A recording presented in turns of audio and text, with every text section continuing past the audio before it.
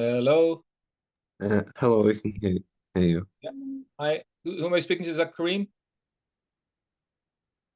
Yes. Yeah. So I need to log on using my computer here. Can somebody send me the ID code and the password for the meeting? Maybe Um, it's okay, I will send them on the chat if you thank want. you. Yeah, I don't see I have my I can't use my phone to write, so Yeah, of course. Just give me a minute.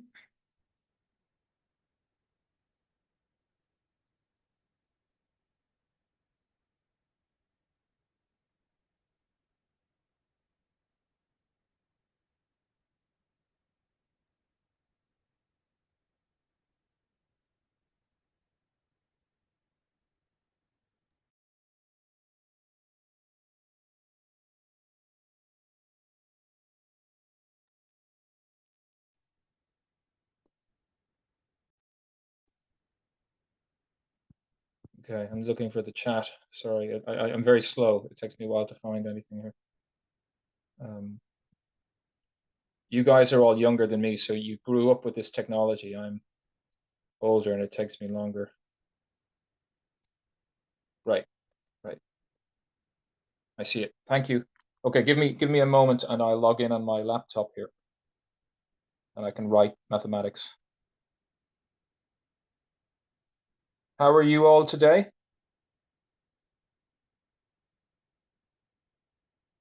Is everyone okay? Yeah, we're doing Yes. great. Thank You're you. doing well? I don't see how many people are here.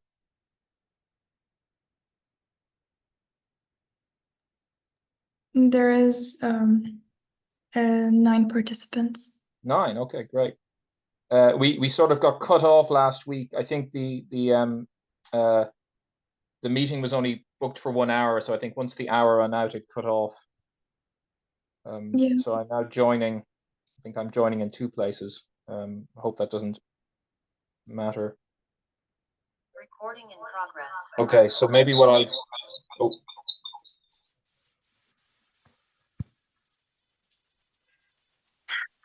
I guess you have to mute on the voice. is that better? Yeah, much better. Okay, sorry about that. So I think what I'll do is I'll put the camera so you can actually see me with one.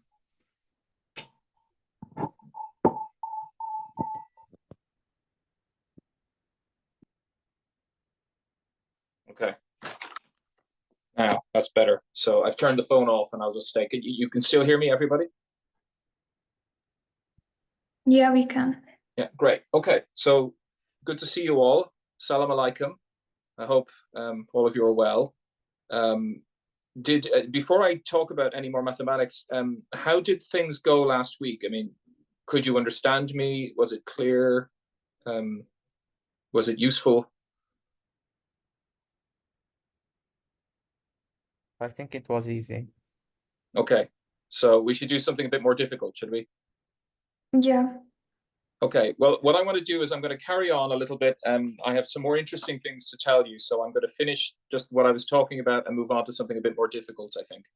And you can tell me then how that goes.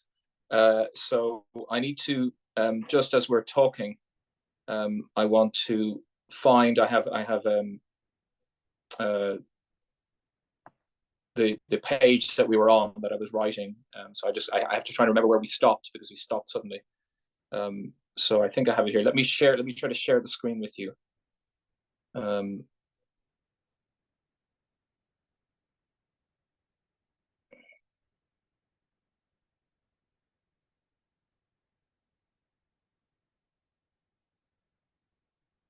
So I'm sharing the screen. I hope you can tell me if it works.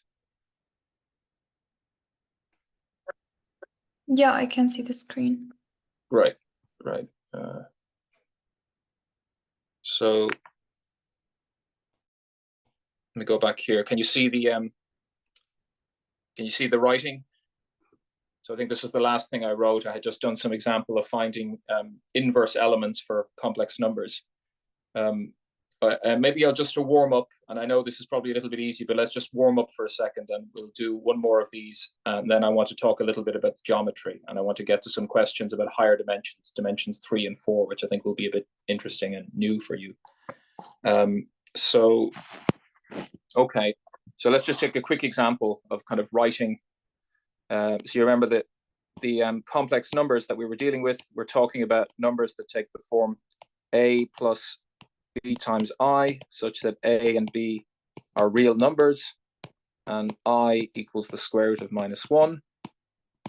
And we can do division with these numbers in the usual way. So to give you an example, if I take 3 minus 7 times I and I divide this by 1 plus I want to show that this, of course, can be written as a number like this. And so the trick, as I mentioned to you, we talked about taking the conjugate. We simply multiply above and below by the complex conjugate of the denominator. So all I'm doing here is taking the complex conjugate of this guy, multiplying above and below, and when I tidy this up, we of course end up with 3 on the top. We end up with 3 minus 7i minus 3i plus 7i squared, and on the bottom we end up with simply 1 plus I minus I squared. And when you tidy all of this up, so you end up with, on the top, the plus 7i squared is now going to be -7. So you have 3 minus 7, which is -4, and minus 10i.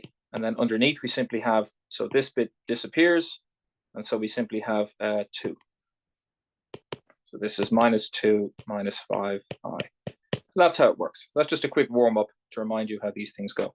All right. So let's now think geometrically. So we remember we sort of think of the complex numbers as a two-dimensional real vector space. So we have sort of these two objects which are, let me make this neater. These two objects which are in a sense the same, in one sense the same. So these are same as two-dimensional vector spaces. But of course, the object on the right here, this also has complex multiplication.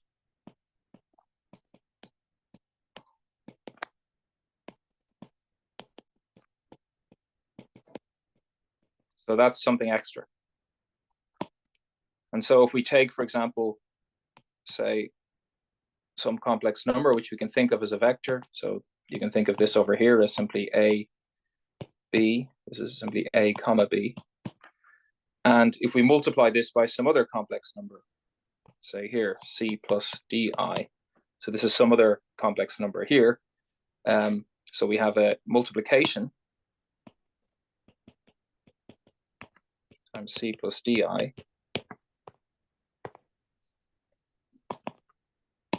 So we multiply these numbers, and of course we get AC minus BD plus, and then we have AD plus BC times I. So we show that that's what we get, and you can think of that as a multiplication on the other side if you like. I won't bother writing that down, but you can think of it as a multiplication involving vectors A, B, and CD if you like.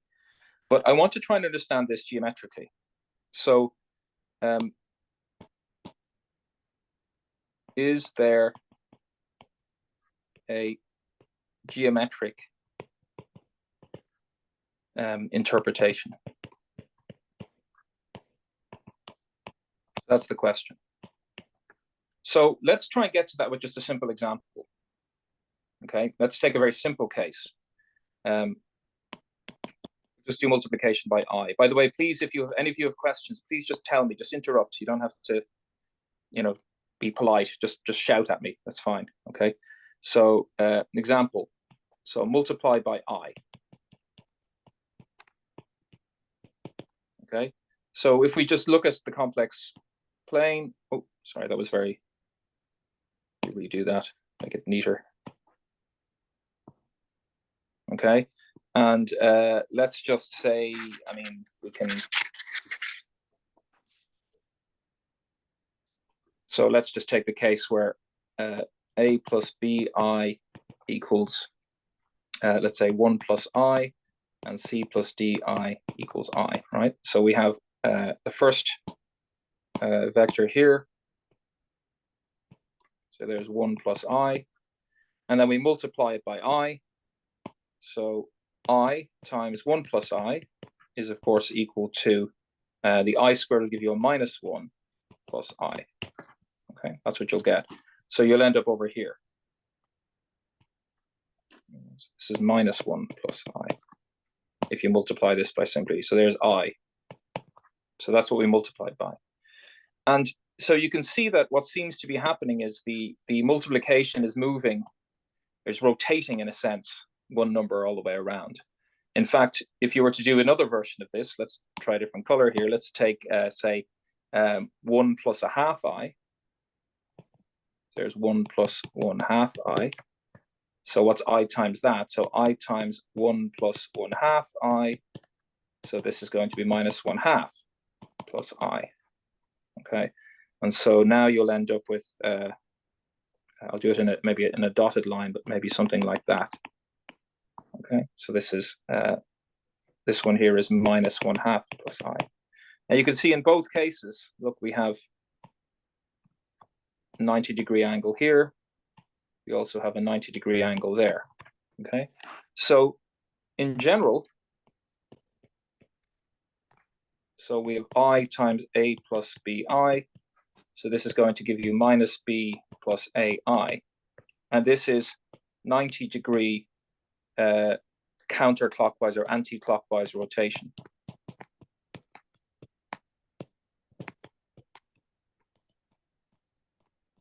So it's rotating things like that. Does that make sense? Everyone happy with that? Yes. Yeah, okay. And more generally, so that's just one quick example. Let's think more generally what this is doing. So, okay, so what about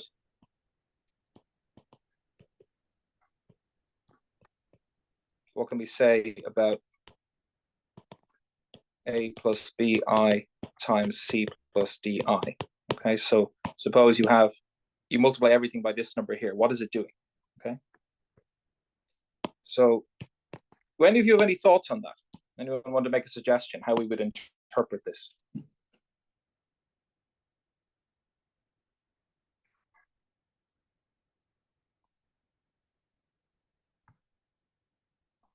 Any ideas? Would it be on 90 degrees as well? Well, so you think you're, let me just understand, you're suggesting it would always rotate things 90 degrees. Yeah. So let's draw a little picture, right? Let's draw a little picture and see what we can establish. Sorry, I have to go back to my graphic. I mean, so for example, let's take another case, right? Let's say the A plus BI. So let's say A plus BI is, say 1 plus 1 half I, right? So that's here. There's 1 half I. And let's say I take another number. So let's say C plus DI. I'm just making up an example here, but let's say this is 1 half plus I. So this is a half plus I. So this one is going to be here, about there.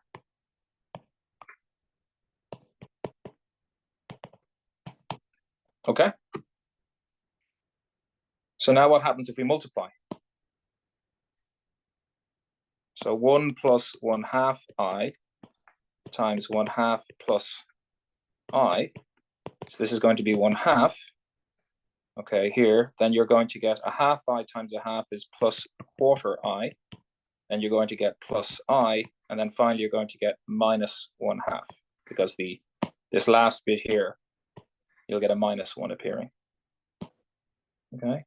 So notice now that we have this whole thing is equal to simply 5/4i. So I'll draw it in yellow. So this is somewhere up here.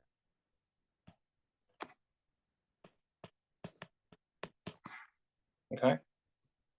So that's where we moved the blue, what were the colors? It doesn't really matter which way you do this, but you can imagine sort of the new vector we got. It's definitely not 90 degrees away from either of the other two vectors. Okay. So just to answer the initial question, is it always 90-degree rotation? The answer is no, not always. Any thoughts about what might be going on here? Maybe you can distribute multiplication over addition and have C times the vector we have.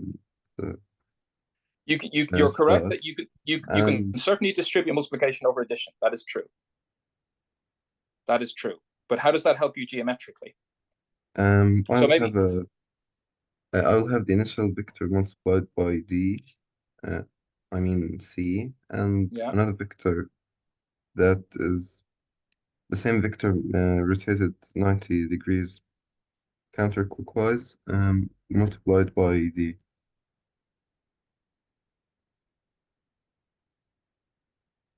do you let me make a suggestion. Let's suppose the angle here is theta. What angle is that, do you think?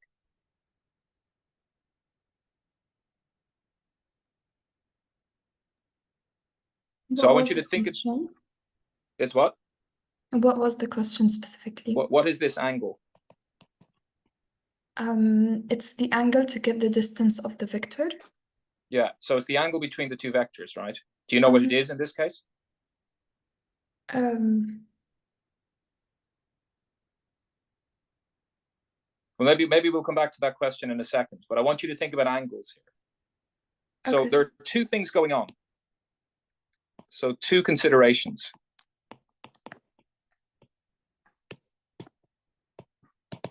And I'm going to separate these things. One is the length, and the other is the angle. Okay, so I'm interested here in length and angles. Okay, now let's try and deal with the length problem for a second. One of the issues here is that these vectors may have different lengths. You notice that I would like to sort of have all my vectors the same length. And so what I'm going to do is consider vectors that are all length 1. So to simplify the problem, consider only a plus bi in the complex plane so that the length of a plus bi equals 1. Okay, so let's just look at those vectors for a second. Okay, so if I consider those only those vectors, what shape do I get? What shape do they form?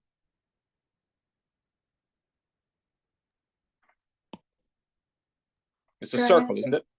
It's a circle, right? Yeah. So these are all the vectors of length 1. Yeah, in the complex plane. Yes, everyone happy with that? Or all the complex numbers of length 1. So you remember, just to put this a slightly different way. So remember we had z here. This is a complex number. And we have z conjugate, where we take the imaginary part, we change the sign. Yeah, everyone remember this? Okay. And we found that if we multiply z by z conjugate, we get a plus bi times a minus bi. And this equals a squared plus b squared. Okay, so you find that the this term here and this term here, they cancel. And then finally, the bi times the minus bi gives you that. Okay, everyone happy with that? And so that means that you know from the theorem of Pythagoras, so if that's length 1,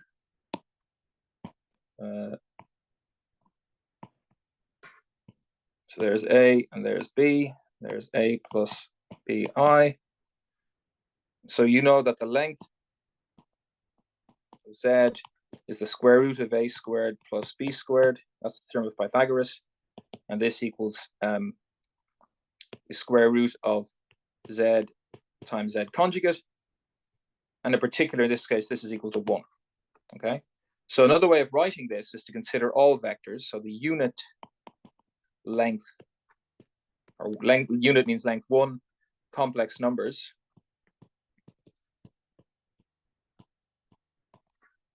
form a circle. And mathematicians usually call the circle S1. So this is the set of all z in the complex numbers such that z absolute value equals 1.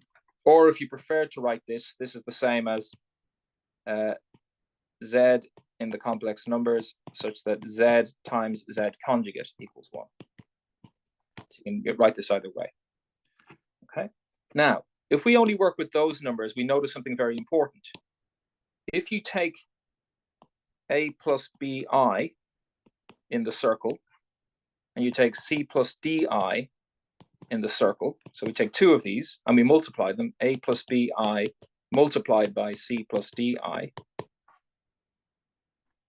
what do you think is going to happen to that product? It's going to also be in the circle, right?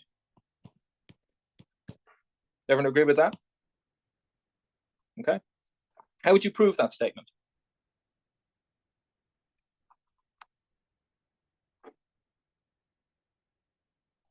Any thoughts?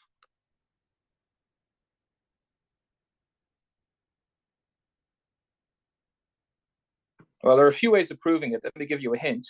So if we're dealing with unit complex numbers, like this is a plus bi, and we know that a plus bi is of length 1. Well, then we can just think of this in terms of the angle theta. And we know that this length here is going to be cosine of theta, right? Yeah. And Yeah. this length here is going to be exactly sine of theta. So this is going to be sine of theta times I. And so all of the unit complex numbers can be thought of in terms of that angle. So z belong to S1 means z equals cosine theta plus I times sine theta for some angle theta. And the theta is an angle between 0 and 2 pi. Everyone happy with that? Okay. So we can think of these just as angles because you know the length of all of them. Okay. And so now I'm going to create, just give you a nice piece of notation here. Rather than writing that, which takes a while, we'll write this, cis theta. Is that okay? So that's what that's going to mean. Okay. So now here's an exercise for you that you should all do. Okay. So consider two different angles. So z equal to cis theta, and let's say w equal to cis psi. So two different angles. Let's go back to the picture. So maybe take a blue one. Maybe this is the angle psi, right? So this is w, okay, and this one is z. Okay, so maybe I'll redraw the picture down here actually.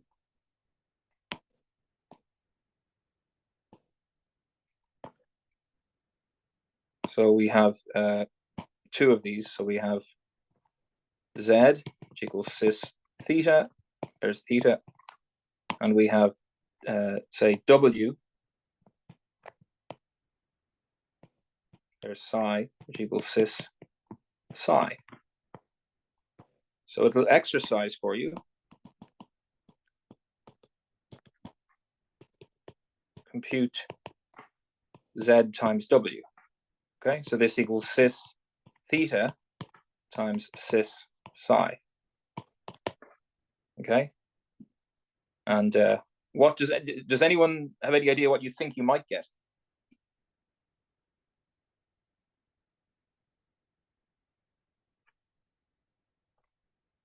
I guess there is identity for the when we like multiple cis theta with cis Yes, psi, right? you're absolutely correct. That's what I was hoping you would say.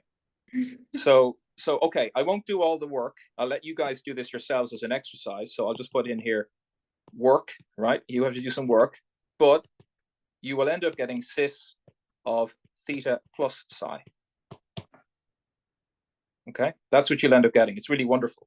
Now, you know yourselves that if I just take the cosine, if I just take cosine of theta plus psi, like that, or this is not equal to simply cosine of theta times cosine of psi. You know that's not true, okay? And you also know that sine of theta plus psi is not equal to sine theta plus, times sine psi, right? What you know, in fact, is that sine of theta plus psi equals sine theta cosine psi plus cosine theta sine psi, right? You know that, yes? Okay, and there's another one for cosine. Cosine of theta plus psi equals, etc. I'll let you look those up yourselves.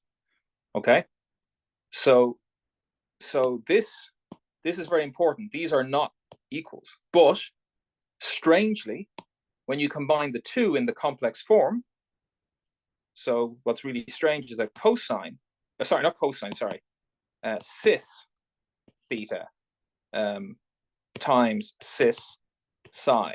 Remember, this is cosine theta plus I sine theta times cosine psi plus I sine psi.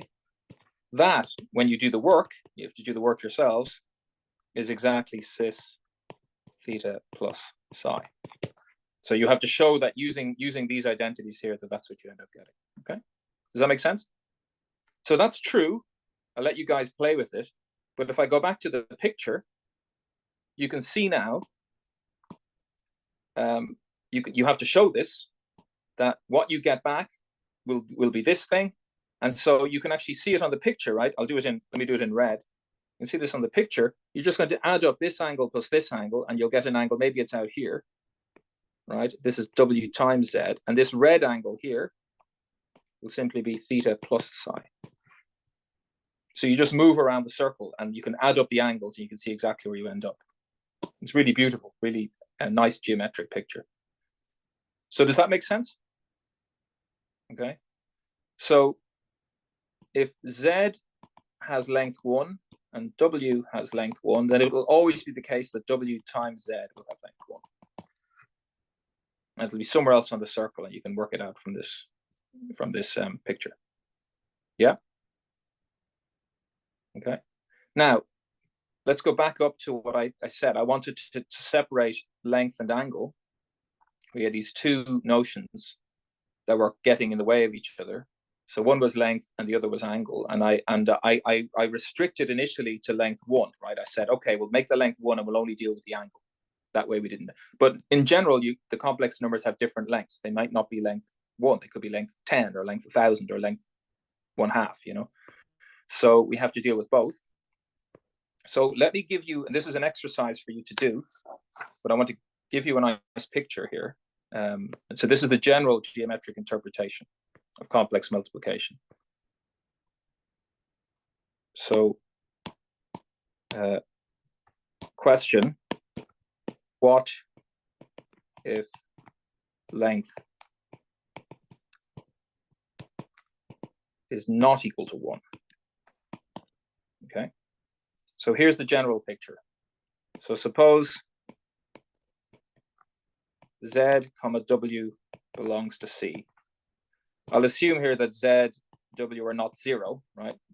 So they're non-zero. Otherwise, if you multiply by 0, you just get 0. So there's nothing interesting happening. But I'm not going to assume they have length 1. They could have any length. Okay. So here's the picture that you get. So picture. Describing multiplication.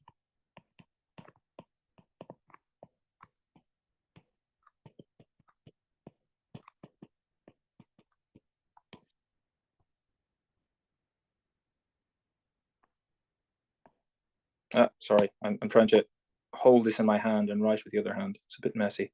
So here's a little picture. Now I'll use different colors. So let's suppose I have Z here. Okay. So Z will have there'll be some angle here, say theta.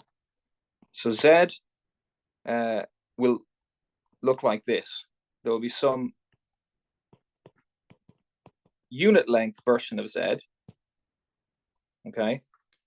So maybe the unit length version of Z is sort of here. So that's length 1. Okay. But Z might be longer. So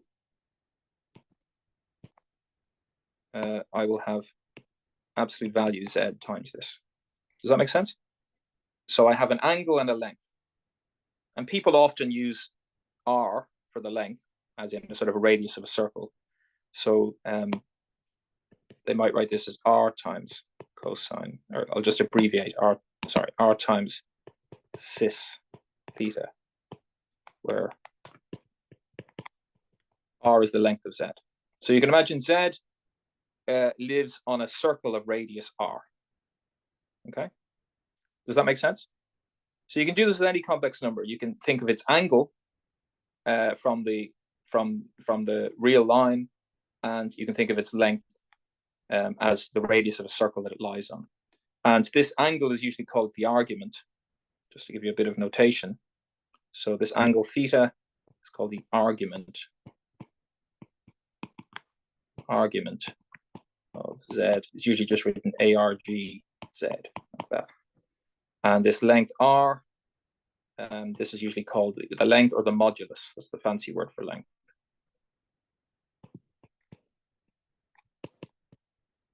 Or modulus. Sorry, I've written that very badly. Modulus. Okay, great. And that's just written with the absolute value. Okay, right. So every single complex number you can have it. It has an argument and a length, with the exception of 0, where it doesn't really make sense to talk about the argument of the number 0 and it has no length. But all of the non-zero ones, you can think of them that way. They all lie in circles of some radius. Great. Now let's take another complex number, W.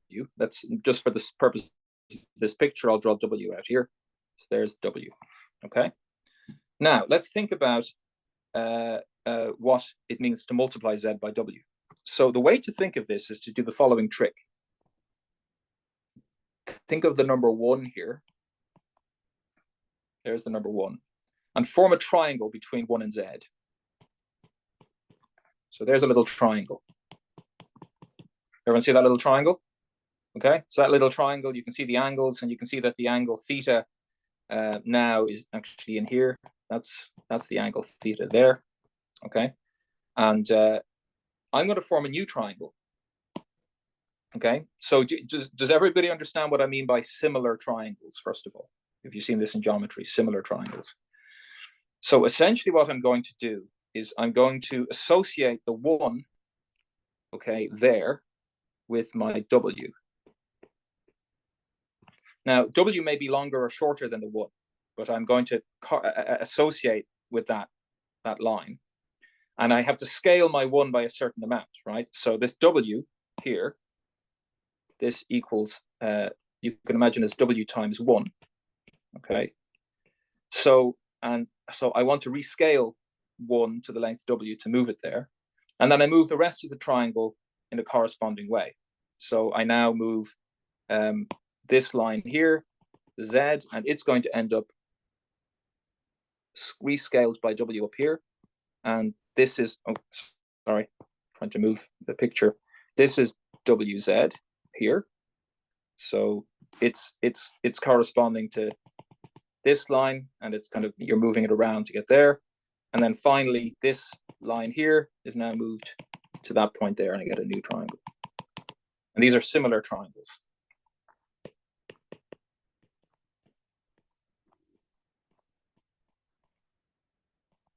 So just to be absolutely clear, this angle here is going to be theta. Okay, so that's the angle theta there. Okay. Does that make sense? Yes. So that's how Yeah, it you does. see where the WZ has to go. Sorry, I've gone to the wrong. I was just trying to see pictures of you guys again. Everyone happy with that? Ah, sorry. I'm having trouble with drop with Zoom. Go back.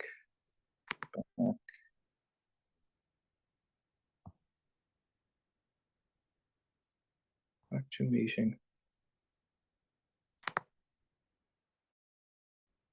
Here. Ah, back. Okay. Is that sorry? Can everyone see this now? Yeah. So just to make that absolutely clear, so you have Z and you have W in wherever they are. You know, I just drew this picture. There's Z and W, and then you'll take the unit length version here, 1. Okay, and you essentially create a triangle like this, and you simply move these triangles around. So the 1 ends up being going to where the W is, and the Z ends up going over here, WZ, and that's the other triangle. So those are the 2 triangles, and this angle here matches with this angle here. Okay. Okay. Any questions so far? Happy? Okay, so that's the geometric interpretation. I want to, sorry, just to make sure, are people still here? I haven't lost you, have I? Yeah, no we're faces. still here. You're still there? Okay, sorry. I have to check because it's very strange experience teaching to an empty screen. It's kind of weird. I never know if people are still there or not. I would completely understand if you all got tired and just walked away, so it's okay. But it's nice to know that you're still there. Okay, I want to talk about higher dimensions now. All right, is that okay? Because do you remember last week I asked you a question about 3 dimensions? So remember what we have here. So remember,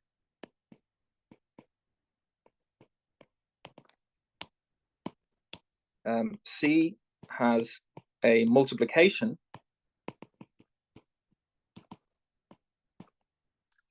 which is so it satisfies the which has, I should say, has.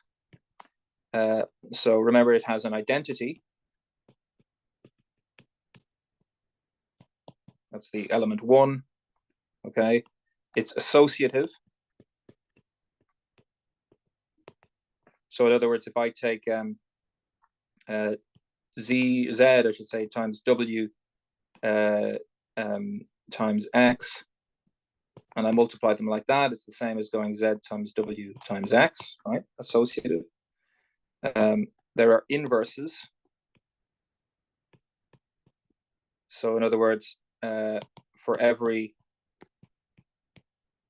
Z in here, there is, and sorry, I want Z to be non-zero.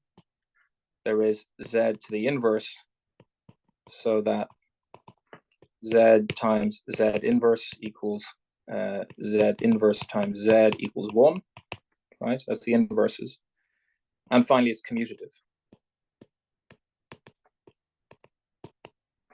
So Z times W equals W times Z. Now, I'm not so concerned about this one. And that's not as important to me, but I would like to focus on these 3 things here. Okay. And so you know that C, the complex numbers, you can think of as 2-dimensional space. So this means you can produce this multiplication on 2-dimensional space. Okay, so you can put a multiplication on 2-dimensional space which satisfies these conditions. Before I go any further, does everybody understand that? Everyone happy with what I've just said? Okay, we've built a 2-dimensional version of multiplication. Nice multiplication. So now the question is, can we do this for dimension 3?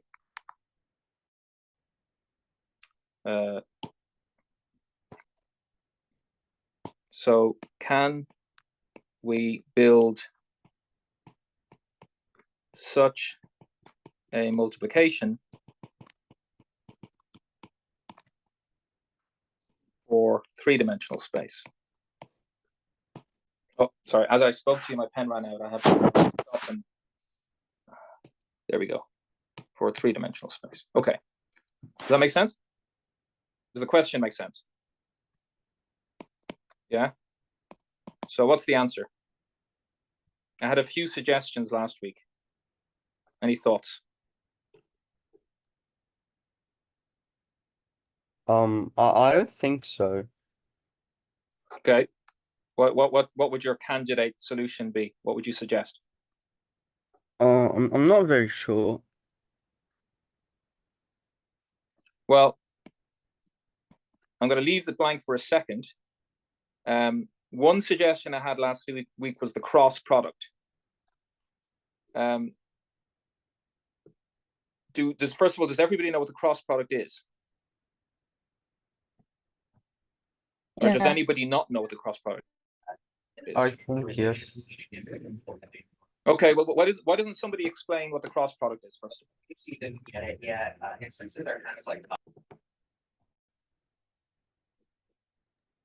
So I'm going to leave this as an open question for a second. So let's try something out. Try cross product. I think it's not working. Hello? I think it will not work.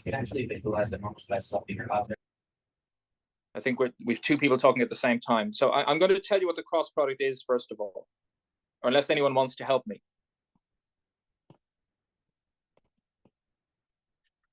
Hello? Are people still there? Yes. Does anybody want to explain what the cross product is, or should I do it?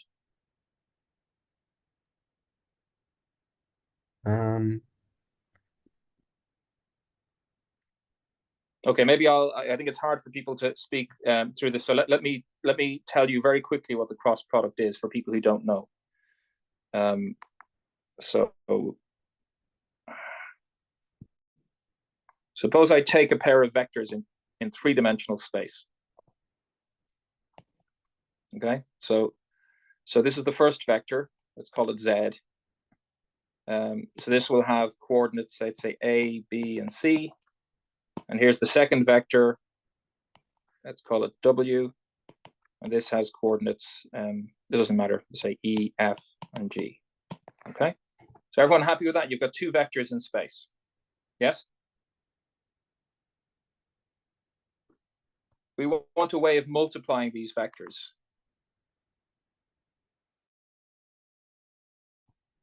Sorry, I think have I lost the connection, or are you still there? We can hear We're you. still here. Still there? You can hear me great. Okay, sorry, I never know.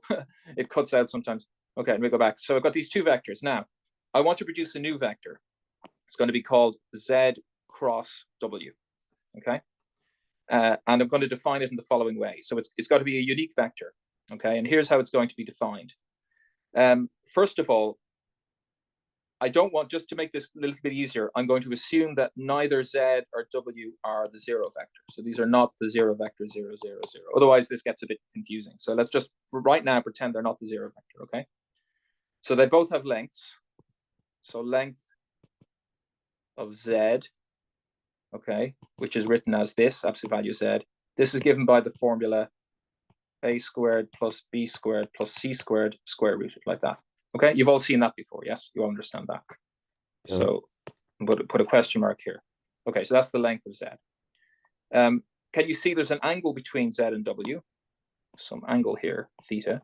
And can you see that Z and W are on a two-dimensional plane? They span a two-dimensional plane. Well, they may not if they're on the same line, but let's assume that they span a two-dimensional plane. So let's assume that theta is not 0 and theta is not pi. Okay, so now we have definitely their two-dimensional plane. Okay, and can you see as a result of that they make a parallelogram?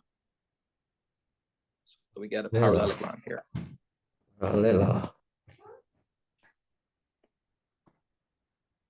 So this is a parallelogram. Everyone happy with that? Yeah. Yeah. Okay. So what is Z cross W? So Z cross W is unique vector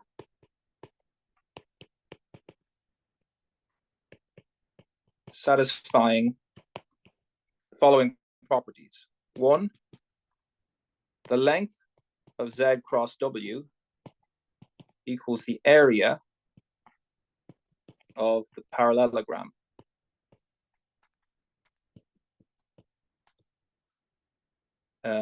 Given by Z and W. That's the first property. The second property is that Z cross W is perpendicular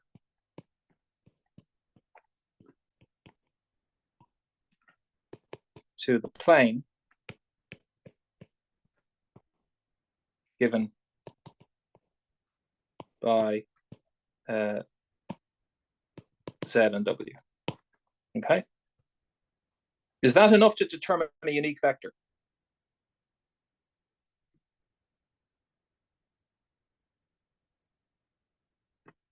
Let me draw you a little picture again. So we can imagine here's Z. What colors did I use? Here's W. Right? So I can't, I mean, it's hard to see in a three-dimensional picture, but can you see that I have another, this determines a plane, right? And so I have two directions coming out of this, which are perpendicular, right? So this is perpendicular to the plane, and then this side I have perpendicular to the plane. Yeah. So these are two possibilities. So this is coming out, and this is going in. Does that make sense? Does that picture make sense? Yes, all makes sense. Yeah. Okay. So we have to choose one of those directions for our new vector. Okay. You should choose one of those directions. So the way it works is we use something called the right. Have you heard of the right-hand rule? Yeah. Heard of Yes, this in we learned physics? this at school. Yeah. So use the right-hand rule, okay? And you put your thumb here. I can't draw the fingers curling, but the fingers curl the other way. Sorry, fingers should be curling this way. So this is your thumb in the direction of the first vector, and the fingers curl in the direction of the second. I'm sorry, your hand, I should say. Hang on, let me start again. I've drawn the picture badly. You put your hand in the direction of the first vector, you curl the direction your fingers curl towards the second, and your thumb goes this way in this picture. And so the third condition is that Z, comma, W, comma, Z cross W are oriented in that order, oriented according to the right-hand rule. So it's a standard orientation.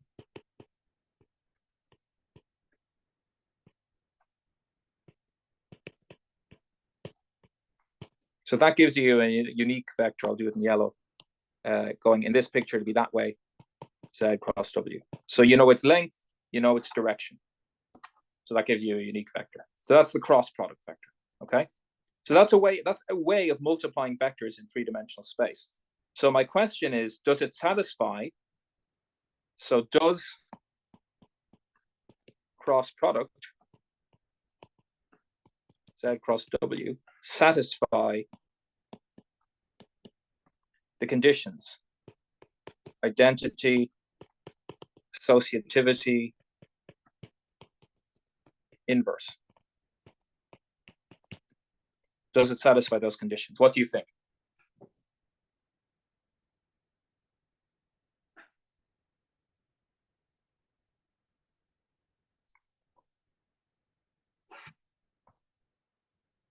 People still there?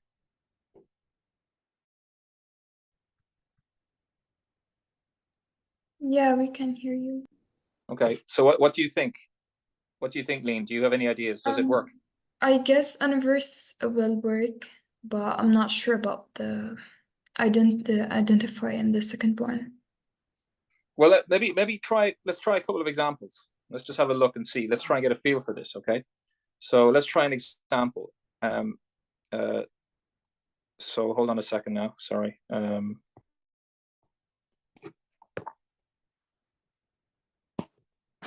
So example.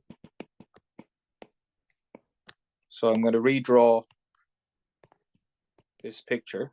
So let's draw in our friends. So this is the vector 1, 0, 0, right? And let's say this is the vector 0, 1, 0. And let's say this is the vector 0, 0, 1. Everyone happy with that? And let's give them names. We'll call this one E1. We'll call this one E2. And we'll call this one E3, right? Okay. So, for example, what is E1 cross E2 equal to?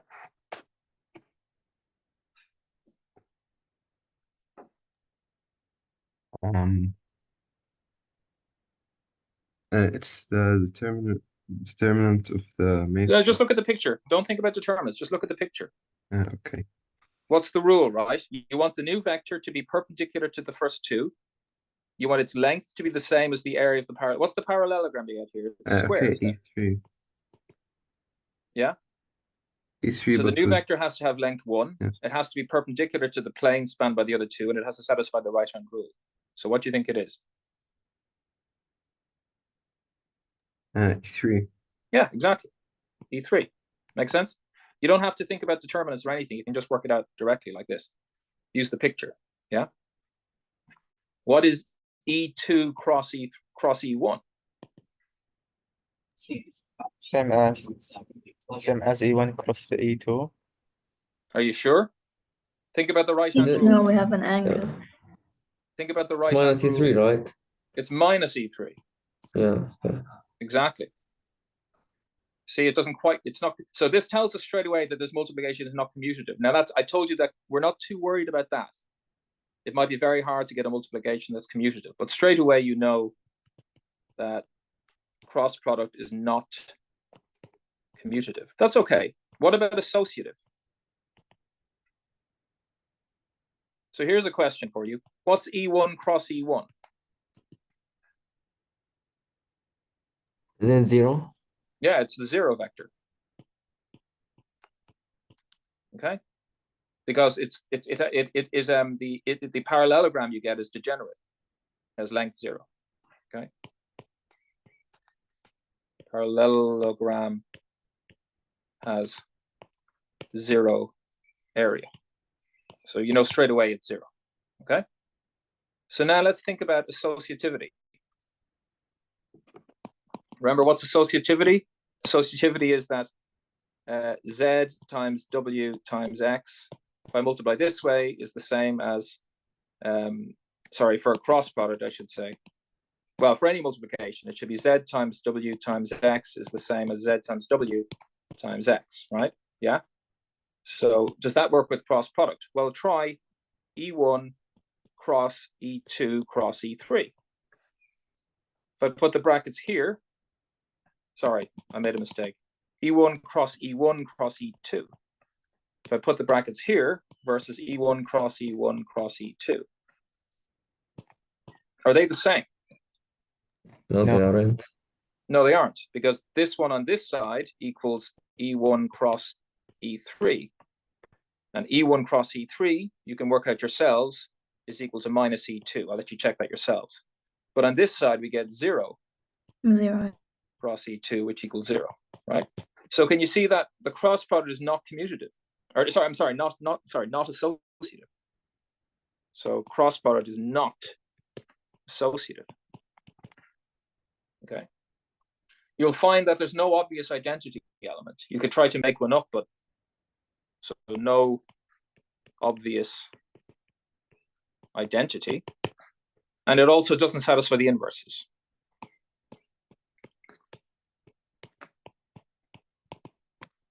Does not satisfy the inverse condition. Okay. Yeah. So we don't even have to go any further. Just those basic examples, those three simple vectors, you already have a problem. Okay. Yeah. Any questions on that? No, thank you. Yeah. Okay. So okay, that's just one attempt. We tried to find a multiplication. Okay. But cross product does not work. So cross product does not give what I'll call the nice multiplication. It has lots of properties, but it's not the one we want. Okay, it's not the multiplication we want. So to get back to the question, can we find this nice multiplication in R3? And the answer is actually no. It's not possible. No. Very difficult to prove this. I'm not expecting you to prove it. This took a long time for people to understand this.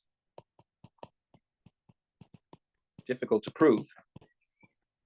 The proof is beyond anything you guys are learning, but the answer is no, you cannot do it in three-dimensional space. So there's something very special there about two-dimensional space, that you can get this nice multiplication that you cannot get in three-dimensional space. And I'm going to finish by telling you something very interesting. So interesting fact.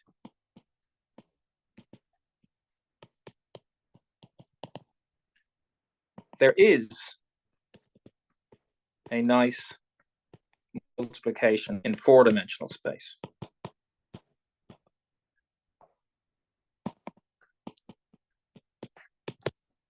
Okay, there is a nice multiplication in four-dimensional space.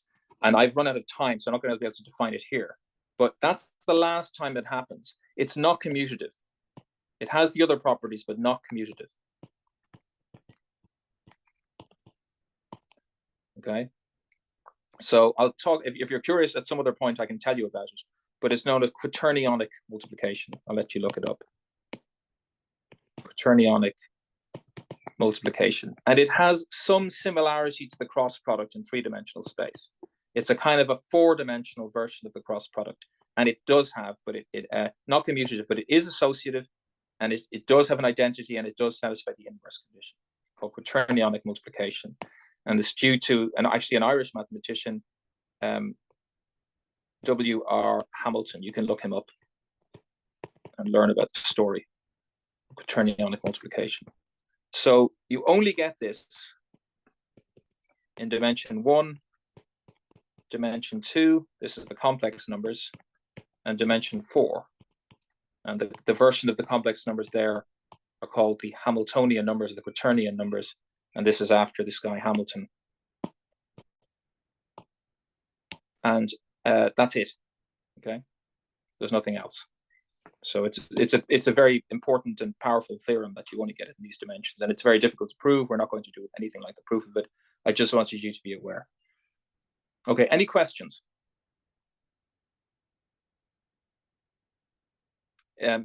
Was that helpful or interesting?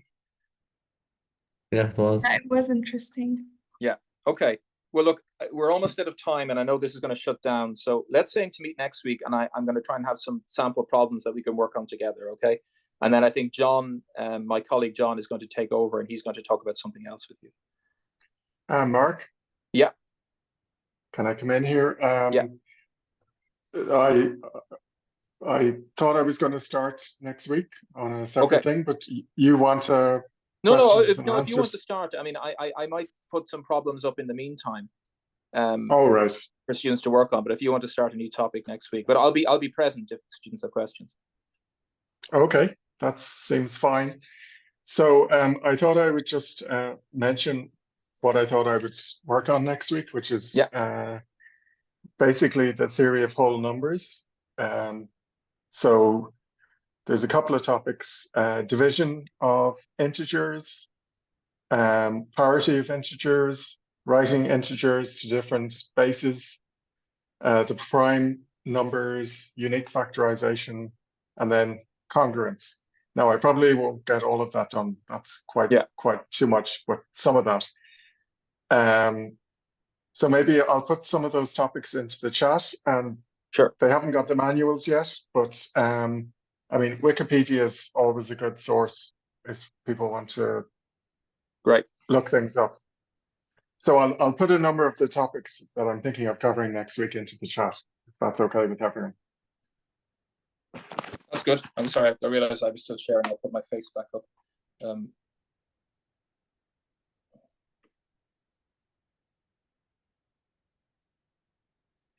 Hello? Yeah, I'm still here. We're still there. I thought we'd lost. Yeah. Okay. Just before we seem to be still on, I was worried we were going to cut out. Just do any of the students have any questions on anything? Any suggestions?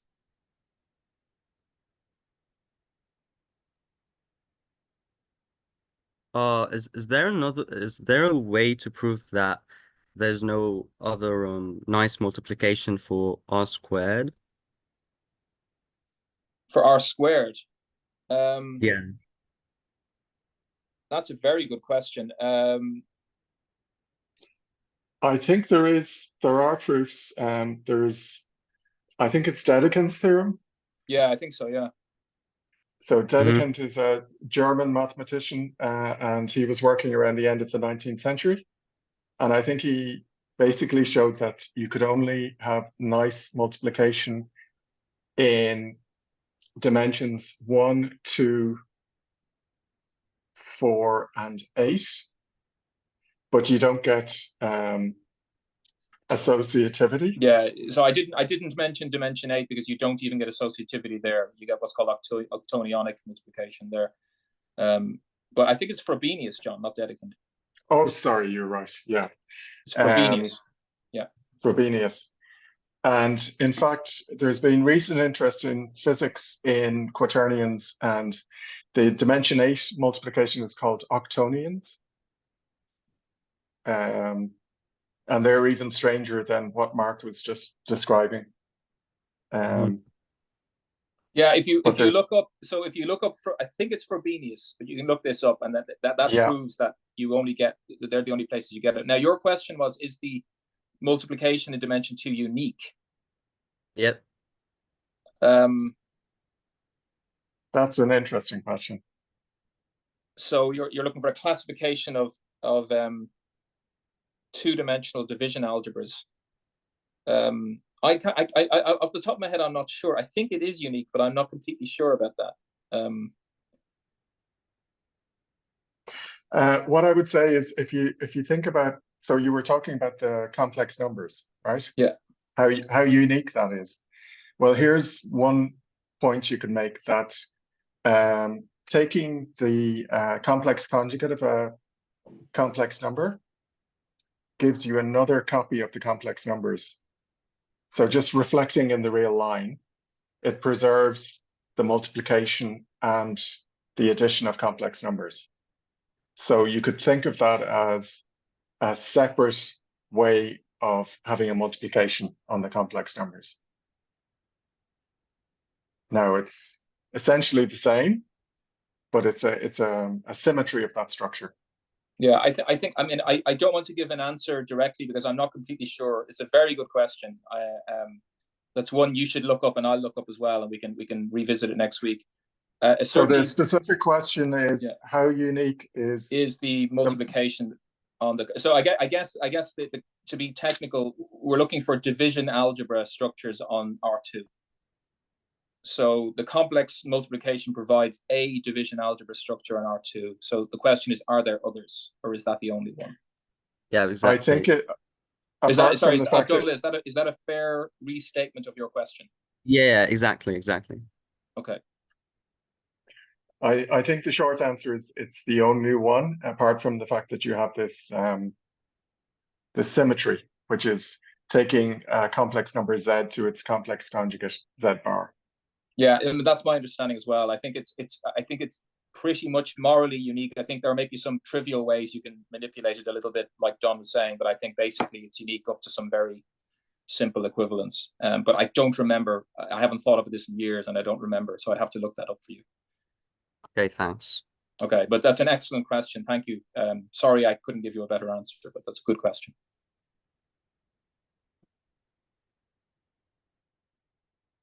Any other questions? Thank you for that. Great question.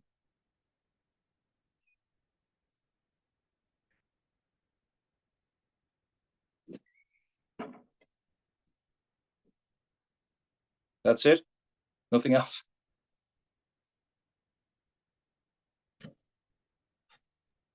Thank you so much, Mark. No problem. for No today's problem. I session. hope it was helpful. As we're sort of all learning how to communicate with each other. It's not easy, but hopefully this is helpful. How can people just so is everybody here is in the West Bank right now, or is there anybody here from Gaza?